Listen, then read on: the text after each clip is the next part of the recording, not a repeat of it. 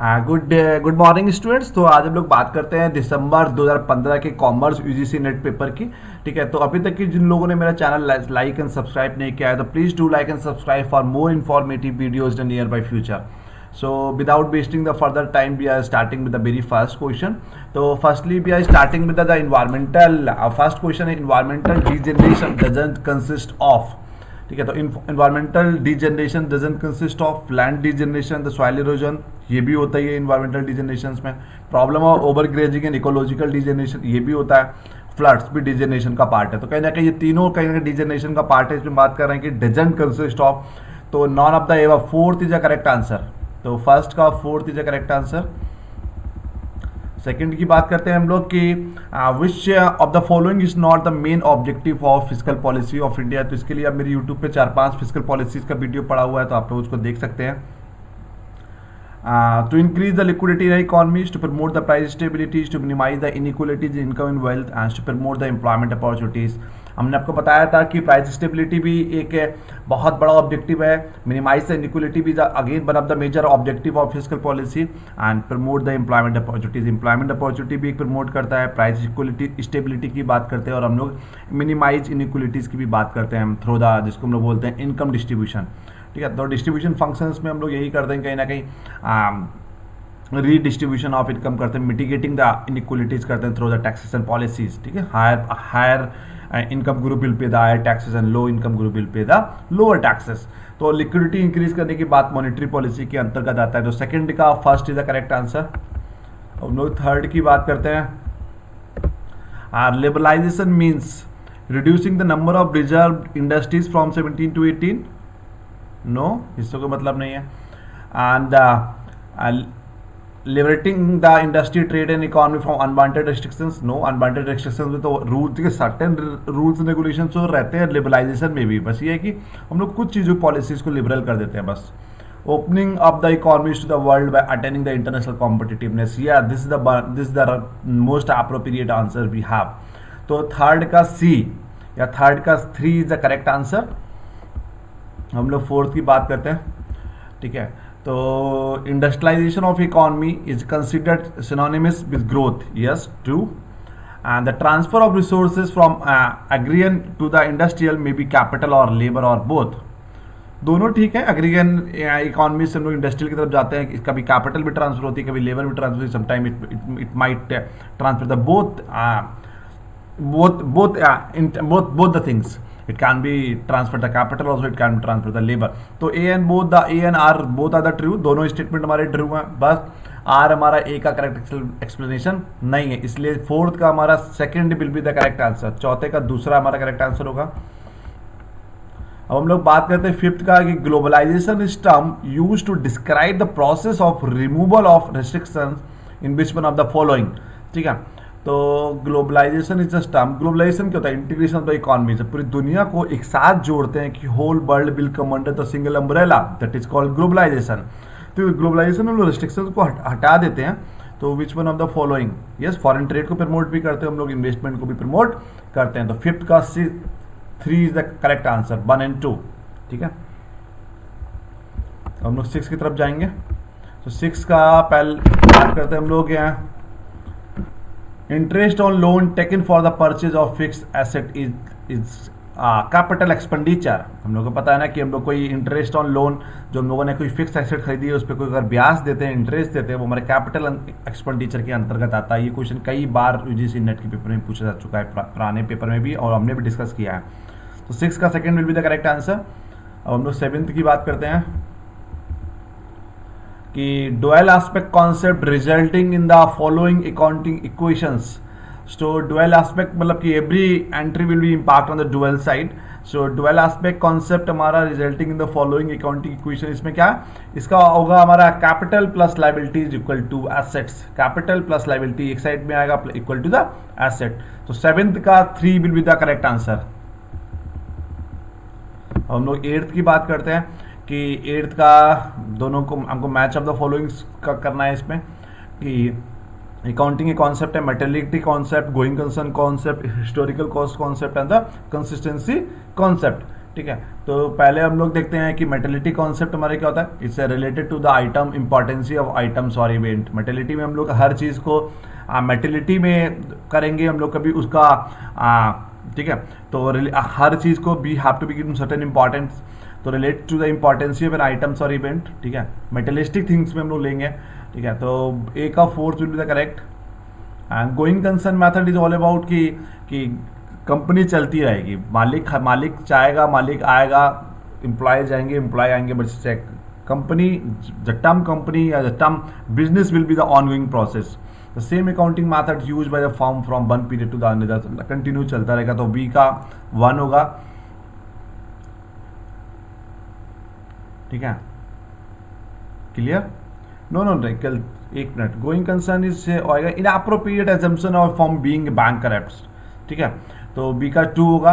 And सी का historical cost concept is all about the 3 a normal basis use for the accounting assets, and consistency concept is on the regular basis. एक बार एक साल होगा, फिर next year होगा, फिर next year होगा, फिर नेक्स्ट ईयर होगा। तो डी का 1 होगा। तो ए का 4th, बी का 2, सी का 3 एंड डी का 1 कौन सा है? 8th का A will be the correct answer. अब हम लोग 9th की बात करते हैं कि X limited as a liquid ratio of 2/A, X limited as a liquid ratio 2/1 का रेशियो है, ठीक है। और if the stock is 40,000, 40,000 stock है, एंड इट्स करंट लाइबिलिटीज और 1 लाख, तो करंट रेशियो क्या होगा? तो पहले हमने पता होने कि लिक्विड रेशियो का फॉर्मूला क्या होता है, liquid asset by the current liabilities, liquid asset by the current liabilities ये होता है, ठीक है। लेकिन हमारे पास यहाँ पर करंट लाइबिलिटीज 1 लाख है, बट करंट एसेट हमारा नहीं दिया हुआ है। तो हमने क्या करना होगा, पहले करंट रेशियो का फॉर्मूला क्या होता है, हमको यहाँ पर निकालना क्या है, करंट रेशियो का फॉर्मूला होता है current asset by the current liabilities, ठीक है। तो करंट एसेट हमारे यहाँ पर कितना है, करंट एसेट हम लोग बात करेंगे कि लिक्विड एसेट प्लस इन्वेंट्री, जो लिक्विड एसेट है वो हमारी इन्वेंट्री, उन दोनों को जोड़ देंगे, हमारा क्या हो जाएगा, current asset by the current asset upon current liabilities को क्या बोलते हैं, करंट रेशियो। एक बार दोबारा बता रहे हैं, करंट रेशियो का फॉर्मूला होता है हमारा current asset upon current liabilities, C upon C L. तो करंट एसेट हमको यहाँ पर नहीं पता है, करंट लाइबिलिटीज हमको पता है। तो करंट एसेट हम लोग कैसे निकालेंगे, हम लोग का फॉर्मूला होता है करंट एसेट कैसे निकलेगा, लिक्विड एसेट जो है और इन्वेंट्री को दोनों को जोड़ देंगे, हमारा करंट एसेट निकल आएगा। क्लियर? तो लिक्विड एसेट हमारी यहाँ पर कितनी है, लिक्विड रेशियो का फॉर्मूला क्या है, 2/1 का हमारा फॉर्मूला है, ठीक है। तो हमारा यहाँ पर लिक्विड एसेट हो गई 2 लाख रुपीस की, और हमारी, ठीक है, और हमारी इन्वेंट्री हो गई कितने की, 40,000 रुपए की। क्लियर? क्योंकि देखिए ना उसमें 2/1 का फॉर्मूला है ना हमारा, तो 1 लाख रुपीज हमारा लाइबिलिटीज है, और अगर लिक्विड रेशियो हमारा डबल है उसका, तो कहीं ना कहीं हमारी जो लिक्विड एसेट कितनी हो गई, 2 लाख रुपए। तो 2 लाख प्लस 40,000 कितना हो गया, 2,40,000 बाय द डिवाइड किससे करेंगे, करंट लाइबिलिटी से। तो 2,40,000 को 1 लाख से डिवाइड करेंगे तो फॉर्म कितना हो जाएगा, 2.4 टाइम्स। 9th का दूसरा होगा, हम दोबारा बता रहे हैं। जैसे लिक्विड रेशियो का फॉर्मूला क्या होता है, देखिए liquid asset upon current liabilities, liquid asset by the current liabilities, note कर लीजिए। करंट रेशियो का फॉर्मूला होता है current asset upon current liabilities, ठीक। यहाँ पर हमारे पास करंट एसेट नहीं दिया हुआ है, करंट लाइबिलिटीज दिया हुआ है, तो करंट एसेट कैसे निकालेंगे, लिक्विड एसेट प्लस इन्वेंट्री, ठीक है। तो लिक्विड एसेट हमारे पास नहीं है, बट लिक्विड रेशियो का फॉर्मूला दिया है 2/1, मतलब कि लिक्विड एसेट हमारी 2 है, 2/1 का मतलब क्या है, लिक्विड एसेट हमारी 2 है और लिक्विड लाइबिलिटीज हमारी कितनी है, 1 लाख। तो कहना कि मतलब वो डबल है ना लिक्विड एसेट, क्योंकि फॉर्मूला देखिए लिक्विड रेशियो का क्या है, by equal liquid asset upon current liabilities, ठीक है। तो लिक्विड एसेट 2 लाख होगी, करंट लाइबिलिटीज 1 लाख होगी, तभी तो 2/1 होगा ना। तो यहाँ पर हमारा लिक्विड एसेट हो गया 2 लाख, इन्वेंट्री 40,000, 2,40,000 डिवाइड करेंगे 1 लाख से, आंसर आ जाएगा 2.4 टाइम्स, ठीक है। अब लोग 10th की बात करते हैं कि comparison of the financial statement of the current year with the performance of previous year, the same known as trend analysis भी होता है इसको, हॉरिजॉन्टल एनालिसिस भी कहते हैं, इंट्रा फर्म कंपैरिजन भी कहते हैं। और 10th का तो हमारे तीनों ठीक हो गए, तो 10th का आंसर हो गया हमारा ऑल ऑफ द एबव, ठीक है। अब हम लोग 11th की बात करते हैं, the Marshallian utility analysis based on the less valid assumption of the Marshallian utility analysis based on the less valid assumption of given the marginal utility of the money, given the marginal utility of the money will be the correct answer. Cardinal measurabilities की बात नहीं करते हैं, diminishing marginal utilities की बात नहीं करते हैं, मार्जिनल यूटिलिटीज में हम लोग अडेप्टिविटी ऑफ यूटिलिटीज की बात नहीं करते हैं. तो given the marginal utility of the money will be the correct answer. तो 11th का 2 will be the correct answer. हम लोग 12th की बात करते हैं. ठीक है, तो 12th में वही फिर आपको मैच ऑफ द फॉलोइंग्स हो गया. तो पहला बात करते हैं हम लोग की convexities of the indifference curves to the origin. Indifference curve to the origin की हम लोग बात करेंगे. तो हमारा ये हो गया substitutabilities and complementarity of the two goods, मतलब convexities of the indifference curve to the origin की हम लोग बात करते हैं. तो जब हमारे सब्स्टिट्यूट गुड्स होंगे, कॉम्प्लीमेंट्री गुड्स होंगे, तो हमारे convexities of the indifference curve to the origin आ जाता है. तो ए का 3 विल बी द करेक्ट. ठीक है, तो अब ए का 3 किसमें है? सेकंड और थर्ड, मतलब फर्स्ट और फोर्थ तो आंसर नहीं हो सकता हमारा, सेकंड और थर्ड हमारा आंसर होगा. फिर हम लोग बात करते हैं इसमें कि बात हम लोग करेंगे quantity of certain goods sacrifice for a large quantity of other goods.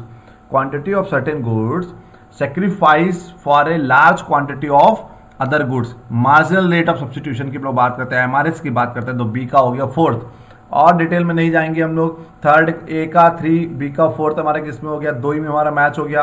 तो 12th का B will be the correct answer. Question ये ऐसे ही करना है, आपको 2 मिल गए, आपको if you are damn sure with the 2 option, मतलब फर्स्ट 2 ऑप्शंस, तो यू कैन टिक. आप 2 कर दिए, टाइम वेस्ट मत करिए. ठीक है, तो 12वें का बी हो गया. हम लोग 13वें की बात करेंगे, 13th क्वेश्चन की, कि firm producing and selling a large variety of the goods will generally follow the. ठीक है, forms producing and selling a large variety. आप मतलब कई अलग वेराइटी, बहुत सारी लार्ज वेराइटीज है, मतलब प्रोडक्ट लाइन बहुत बड़ी है उसकी. तो कौन सी कॉस्ट प्लस प्राइसिंग की बात नहीं करेंगे, मार्जिनल प्राइसिंग की बात भी नहीं करेंगे, स्कीमिंग की भी नहीं करेंगे, प्रोडक्ट लाइन प्राइसिंग की बात करेंगे. बिकॉज लार्ज वेराइटी है, मतलब they have the very what we call, product line बहुत वाइडर है, बहुत बड़ी प्रोडक्ट लाइन है. तो प्रोडक्ट लाइन प्राइसिंग हम लोग फॉलो करेंगे यहाँ पे. हम लोग 14वें क्वेश्चन की बात करें, 14th क्वेश्चन की बात कर रहे हैं. All firm under the perfect competition in the long run only earn the normal profit. Yes, all firm under the perfect competition in the long run earn only the normal profit. Yes, normal profit हम लोग earn करते हैं in a perfect competition in the long run. A is true. And फिर हम लोग बात करते हैं कि all firms under the perfect competition in the long run operate at the minimum average cost. Yes, minimum average cost होती है in the long run में, क्योंकि आपके perfect competition में आपके जो बेसिक फिक्स एक्सपेंस होते हैं वो निकल जाते हैं. तो लॉन्ग रन में आपकी एवरेज कॉस्ट की तरफ हम लोग चले जाते हैं. तो both A and R both are the correct. कौन सा आंसर है? 14th का 1 will be the correct answer. हम लोग 15th की बात करते हैं. 15th में मैच ऑफ द फॉलोइंग्स है. फिर again substitute goods, complementary goods, Giffen goods, high income group consumption goods की हम लोग बात करेंगे. ठीक है, तो 15वें का हम लोग पहले बात करेंगे सब्स्टिट्यूट गुड्स की. तो सब्स्टिट्यूट गुड्स हमारा क्या हो गया? ठीक है, पॉजिटिव क्रॉस इलास्टिसिटी होगा. ठीक है, तो सब्स्टिट्यूट गुड्स में होगा पॉजिटिव क्रॉस इलास्टिसिटी होगा हमारा. तो हमारा 1 और 2 इज द करेक्ट आंसर. 1 और 2 बचा, 3rd और 4th ऑप्शन निकल गया हमारा. Complementary goods is all about the negative. जब कॉम्प्लीमेंट्री गुड्स होते हैं तो हमारी क्रॉस इलास्टिसिटी निगेटिव होती है. याद रखिए कि सब्स्टिट्यूट के केस में पॉजिटिव होते हैं, आपको पढ़ाया भी गया था ये, और कॉम्प्लीमेंट्री गुड्स के केस में निगेटिव होती है. तो ए का 3 एंड पॉजिटिव क्रॉस इलास्टिसिटी की बात कर रहे हैं, प्राइस इलास्टिसिटी की बात नहीं कर रहे हैं. सब्स्टिट्यूट गुड्स में आएगा positive cross elasticity, complementary goods में हमारा आएगा निगेटिव क्रॉस इलास्टिसिटी. तो ए का 3rd, बी का 1, ये कौन सा है? 2. सेकंड वाला इसमें आंसर ठीक होगा. और देख लेते हैं हम लोग. Giffen goods is all about, हम लोगों को पता है पॉजिटिव प्राइस इलास्टिसिटी होता है इसमें. और high income group consumption goods is all about the low price elasticity, कोई फर्क नहीं पड़ता. तो 15वें का second will be the correct answer. ठीक है, हम लोग 16वें की बात करते हैं. विच one of the following is not method of studying the association of the attributes. Which one of the following is not method of studying the association of attributes. अच्छा, attributes का associations की studies कौन सा method नहीं करता है? बहुत simple है, concurrent division methods. आप इसको बारे में पढ़ सकते हैं, नहीं है तो आप मुझसे पूछ लीजिएगा, हम लोग ये इस पर एक वीडियो बनाकर डाल सकते हैं. तो concurrent division method is the correct answer. वो इसमें association of attributes की study नहीं करते हैं. तो 16 का 1 will be the correct answer. ठीक है। अब हम लोग बात करते हैं कि identify which of the following steps would be included in the hypothesis testing. ठीक है, तो पहले हो गया state the null and alternate hypothesis, सबसे पहले तो यही करते हैं हम लोग। उसके बाद सेट द सिग्निफिकेंस लेवल, आपको लेवल ऑफ सिग्निफिकेंस चेक करना पड़ेगा, वो सेट करना पड़ेगा, 0.05 रखना है, 0.025 रखना है, 0.005 रखना है। ठीक है, उसके बाद एलिमिनेट ऑल आउटलायर्स, इससे मतलब नहीं है। उसके बाद obtain the probabilities value using the computer program such as SPSS। ठीक है, आप किसी से भी निकाल सकते हैं, SPSS हो गया, R हो गया, हमारा अमाउंस हो गया, तो D हो गया, फिर E compare the probabilities values to the significance level and make the statistical decision. तो ABD is the correct answer. 17th का 3 इज द करेक्ट आंसर। अब हम लोग बात करते हैं 18th का। ठीक है, तो 18th का select the method of finding out the correlation. तो कोरिलेशन में कौन कौन से मैथड्स हैं हमारे। ठीक है, तो कार्ल पियर्सन होता है, हमको पता है, स्पीयर्समैन भी होता है हमारा, यूल मैथड नहीं होता, कोफिशिएंट ऑफ कंटीजेंसी भी नहीं होता है, कॉन्करेंट डिवीजन मैथड भी हमारा कोरिलेशन के अंतर्गत आता है। तो ए और ABE कौन सा ऑप्शन हो गया। 18th का 3, अगेन 18th का 3 will be the correct answer. हम लोग 19th की बात करते हैं। Set of data can be distinguished from other set of data by means of central value, dispersion, skewness and kurtosis. ठीक है, तो बहुत सिंपल है कि set of data can be distinguished from the other set of data by means of central values, dispersion, skewness and kurtosis. तो 19th का 3rd will be the correct answer. अब हम लोग 20वें का बात करेंगे। ठीक है, तो 20वें में the advent of the computers in research had led to limitations of options in analysis, no. Tremendous output of flexibilities with a marginal increase in cost, somehow ये ठीक है। Myopia exposure of statistical, no. None of the above। तो कुछ हद तक कि ट्रेमेंडस बहुत ज़्यादा ठीक नहीं है, लेकिन कहीं ना कहीं ट्रेमेंडस amount of flexibilities with a marginal increase in the cost. ठीक है, तो 20वें का 2nd will be the correct answer. ठीक है, अब हम लोग बात करते हैं 21वें क्वेश्चन की कि who among the following is not relating to the planning functions given by the Taylor. Inspector, simple, बहुत सिंपल है। रूटीन क्लर्क की बात भी किया है, टाइम एंड कॉस्ट क्लर्क की बात भी किया है, और डिसिप्लिनरियर की भी बात किया है। तो inspector is the correct answer. 21वें का 3rd will be the correct answer. अब 22वें की बात करेंगे हम लोग। ठीक है, तो 22वें का बात करेंगे हम लोग। तो 22वें का हो गया 22वें का फिर क्वेश्चन हमारा मैच ऑफ द फॉलोइंग्स का है। तो मैच ऑफ द फॉलोइंग्स में functions of the executives is all about the, अच्छा किसने दिया है, on the economy of the machinery and manufacturing the effective. चारों तो पता भी नहीं है। चेस्टर बर्नार्ड का नाम सुना है हमने, ड्रेकर का नाम सुना है, हेनरी फ्यूल, चार्ल्स वेबर सब हो गया, चारों कॉमन ही है। ठीक है, तो फंक्शंस ऑफ एग्जीक्यूटिव हम लोग को पता है, चेस्टर बर्नार्ड ने दिया। ठीक है, तो क्लियर। तो A का 3 हो गया, तो A का 3 किसका, 2nd और 4th, दो ही ऑप्शन बचे हमारे। And on the economy of machinery and manufactures has given by the Charles Webers. Economy of the machine manufacturing की बात करेंगे, चार्ल्स वेबर्स ने दिया। ठीक है, और effective executive is all about the Peter Drucker and general and industrial administration is all about the Henry fuels. तो 3rd 1 4th 2nd है ना, यही हो ना, 3rd है पहले का, फिर 1 हुआ, फिर 4th हुआ, फिर 2nd हुआ। तो ऐसा कौन सा ऑप्शन है। 22वें का दूसरा, 22वें का 2nd will be the correct answer. हम लोग 23वें की बात करते हैं। The classical organisation theory trades close system की बात करते हैं। तो क्लासिकल ऑर्गेनाइजेशन थ्योरी हमने बताया भी आपको कि classical organisation theory is all about the close system. तो 23वें का बहुत डिटेल में नहीं जाना, 23वें का 2nd close system is the correct answer. 24वें का बात करेंगे, which of the following is systematic interactive forecasting method this relies on a panel of expert. Delphi technique हम लोग ये HR प्लानिंग में भी पढ़ाते हैं आपको, प्रोडक्शन मैनेजमेंट में भी पढ़ाते हैं। जब कोई एक्सपर्ट और सेल्स फोरकास्टिंग की टेक्निक्स में भी हम लोग आपको ये पढ़ाया जाता है। जब एक एक्सपर्ट, एक पैनल ऑफ, जब एक्सपर्ट सर्टेन पर्सन होते हैं जो जिनके पास they are having certain expertise in their field, तो हम लोग पैनल को फिक्स करके कोई फोरकास्टिंग टेक्निक्स की हम लोग बात करते हैं। तो डेल्फी टेक्निक, क्विंग थ्योरी को हमको पता है क्या होता है। क्विंग थ्योरी के ऑल अबाउट हम लोग जो ऑपरेशन रिसर्च से पढ़ते हैं, तो हम लोग वेटिंग टाइम कम करने की बात करते हैं। गेम थ्योरी में 1 पे 2 पिलर होता है, तो उस पर बात करते हैं कि एक की गेम थ्योरी में होता नहीं कि आपके पास 2x2 की मैट्रिक है, जीरो सम गेम की बात करते हैं इसमें, तो पे ऑफ मैट्रिक भी नहीं। तो Delphi technique is only the forecasting techniques here. तो 24वें का चौथा इज द करेक्ट आंसर। अब हम लोग बात करते हैं कि 25वें में according to the Hersey and Blanchard. ठीक है, तो हर्षे एंड ब्लेंचर्ड ने किस चीज़ की बात किया है ना, situational approach to the leadership की, ठीक है। तो इसमें एक मिनट लगेगा। According to Hersey and Blanchard, situational approach to the leadership, the participating style of leadership has, ठीक है। तो इसमें low task and high relationship, task की low task like task oriented और रिलेशनशिप ओरिएंटेड की बात किया था, ठीक है। तो पार्टिसिपेटिंग स्टाइल में बात की थी, टास्क ओरिएंटेड में कम बात किया था, हाई रिलेशनशिप ओरिएंटेशन में ज़्यादा फोकस किया था। तो 25वें का third will be the correct answer. अब हम लोग 26वें का बात करते हैं।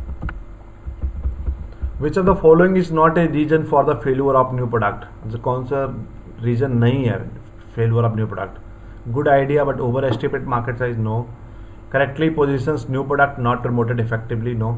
Development cost are lower than equal to estimated somehow. Competitor fight back harder than expected, no. Competitor analysis तो हम लोग कर ही लेते हैं। तो development cost are lower than the equal to the estimated और एक्सपेक्टेड, ठीक है। तो 26 यही कुछ हद तक की हमको ठीक लग रहा है। जो 26वें का तीसरा will be the correct answer. 27वें की बात करते हैं हम लोग। Which one of the following is true for the calculation of overall market share. तो ओवरऑल मार्केट शेयर की हम लोग बात करते हैं तो पेनिट्रेशन भी ऐड करते हैं उसमें, लॉयल्टी भी ऐड करते हैं हम लोग, सिलेक्टिविटी भी ऐड करते हैं और प्राइस सिलेक्टिविटी भी ऐड करते हैं, और उसके अलावा ये चारों में और किसी में नहीं है। तो 27वें का फोर्थ होगा, ठीक है, क्योंकि चारों चीज़ों को हम लोग ऐड करते हैं, penetration, loyalty, customer selectivities and price selectivities. तो 27वें का fourth will be the correct answer. अब 28वें का बात करेंगे। Is wielded by the manufacturer that threatens to withdraw resources और terminate a relationship intermediate field to cooperate. Coercive power, coercive power में हम लोग यही करते हैं कि एक धमकी टाइप का देते हैं कि अगर कुछ manufacturer that threaten to withdraw a resources और terminate a relationship intermediate field to cooperate, ठीक है। तो coercive power is the correct answer. अब 29वें की तरफ हम लोग बढ़ते हैं। When the consumer favor those products which offer the most quality, performance or innovative feature, then it is called product concept. 29 production concept नहीं होता, सेल्स कॉन्सेप्ट नहीं होता, मार्केटिंग कॉन्सेप्ट नहीं होता, product concept is the correct perfect answer, ठीक है। तो 29वें का दूसरा होगा। अब 30वें की बात करते हैं। तो फिर मैच ऑफ द फॉलोइंग्स आ गया हमारा। Product category, product form, products, branded products, ठीक है। तो product category is all about the longest PLC, yes true. तो ए का दूसरा हो गया clear. Product form is all about the standard PLC.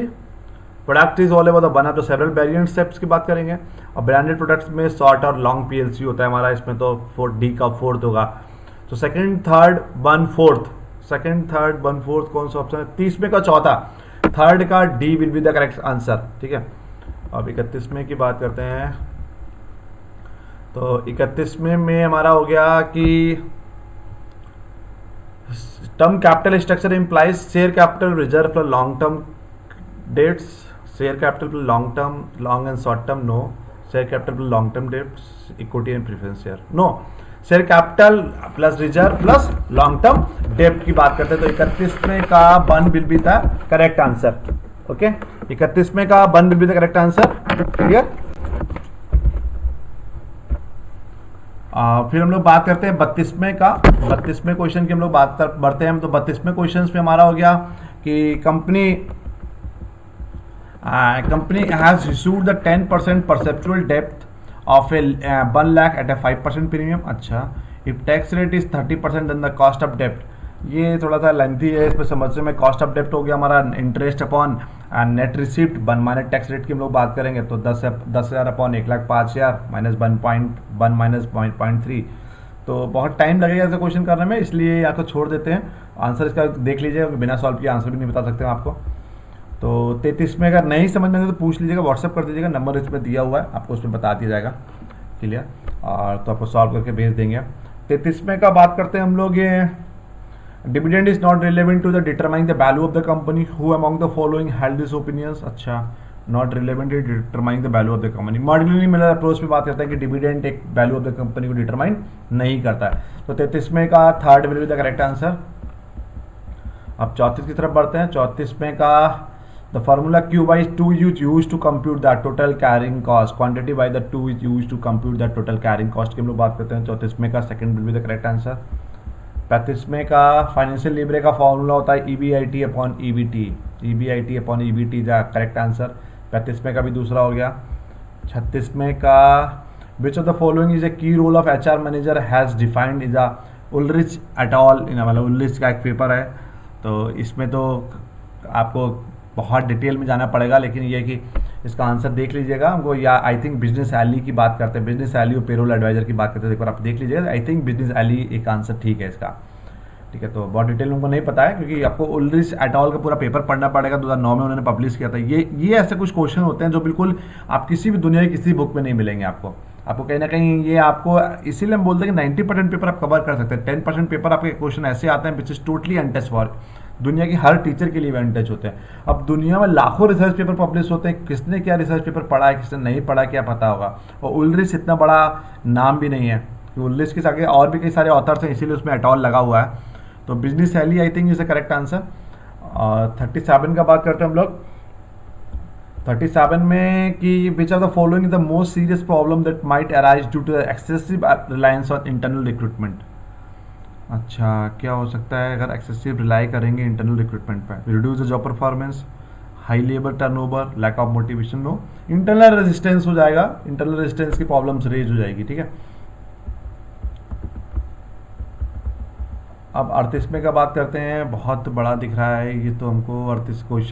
38वें का बात करेंगे। ठीक है, तो इसमें पहले ऑप्शन देखना पड़ेगा कि बिहेवियरल एंकर रेटिंग स्किल हम लोगों को पता है क्या होता है कि, ठीक है, तो उसमें क्रिटिकल और जब उसको आप क्रिटिकल का और हम लोग ग्राफिकल रेटिंग को दोनों को मिक्स कर देते हैं। एमबीओ क्रिटिकल इंसिडेंट मेथड है, बिहेवियर ऑब्जर्वेशन स्किल। तो एक बार हमको ऑप्शन देखना पड़ेगा इसका। ठीक है,